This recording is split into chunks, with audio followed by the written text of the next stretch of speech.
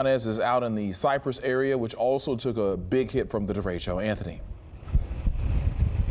And this area was actually hit with a tornado that came along the line of the straight line winds that just wreaked havoc on the Houston area. But specifically, this neighborhood really had to deal with a lot over the past year. And I always think it's really important that when we look back at an event, especially weather events, that we learn from them and we move forward in that next time we react different, we act different. So we're better at keeping you safe, and also you're better at taking care of your family. So I have a few graphics I want to share with you, and to think about this when you look back and also plan forward. So first of all, this was an event that was forecast, and so I know sometimes you hear it was a surprise, but I worked that morning, so I remember talking about this enhanced risk of getting severe weather, 3 out of 5. There was a damaging wind risk, and that's exactly what happened, and there was a tornado risk. And so all of those things were on the table before they happened, but many times what happens, we never know how bad what's going to happen actually occurs. And so that's what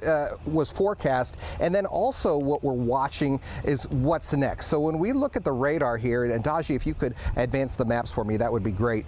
When you look at what happened at 5 o'clock, that's when that bow echo started to form and the storms are getting closer. It was at about this time that your phone started going off, but you're looking out and you're saying, what storm? There's nothing here. And just with the storm moving at about 60 miles an hour, it now moves into the Houston area. You see that bow. That bow is key because that's where those straight line winds were. That's where you got those 60 to 100 mile per hour winds. And by the time we got to 10 o'clock at night, this entire system was out in Louisiana, Mississippi, and heading toward Alabama. So there's important things to remember when we're talking about straight line winds. And I'll talk much more about this coming up at 6 o'clock. But the things to remember when you look at what exactly a derecho is, it's a Spanish word, and it means straight is the adjective, or moving to the right. And so they start as scattered storms forming in a moist environment. So we knew the potential was there that we were going to see some severe weather. But then point number 2 is what we're seeing with this is the storms become linear, likely severe in nature, and that's when you started getting all those alarms on your phone. And at that point,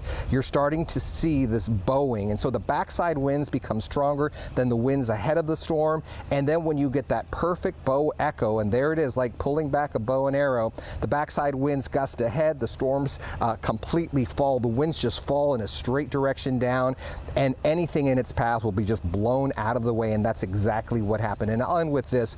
When you look for the keys for development, first of all, the area of wind damage must be more than 250 miles. Did you know that this storm affected people all the way out in Florida? The wind gusts have to be at least 58, and we had that. We had 65 to 100 mile per hour winds, and then several well-separated wind gusts of 75 miles per hour or greater, and that's exactly what we had. Now, coming up in just a few minutes, we're going to talk to somebody who actually lived through this and what the past year has been like and how things are different now than they were 1 year ago today.